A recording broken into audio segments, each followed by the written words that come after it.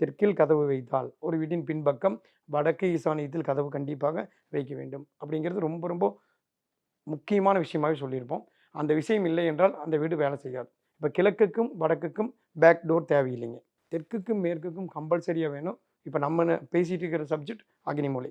அக்னிமூலையில் முன்னாடி குழி வரக்கூடாதுங்க, கதவுக்கு பின்னாடி டோர் வரணும், இந்த ரெண்டும் சரியாக வரணும். அக்னிமூலையில் கார் பார்க்கிங் என்ற ஒரு போர்வியில் வந்து டவுன் பண்ணுறது ரொம்ப தவறான விஷயம். படிகள் அங்கே அமைக்கலாம் அப்படின்னு கேட்டால் படிகள் அமைக்கலாம்.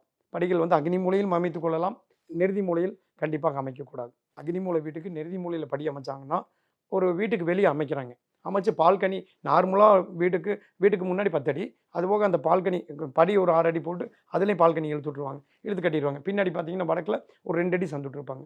இந்த வீடு எப்படிங்க அப்படின்னு கேட்டிங்கன்னா இந்த வீடு டியூனிங் ஆகாதுங்கம்மா. ரொம்ப ரொம்ப தவறு கொடுக்கக்கூடிய விஷயம். தமிழர்களின் நம்பர் 1 சாய்ஸ் தமிழ் மேட்ரிமோனி.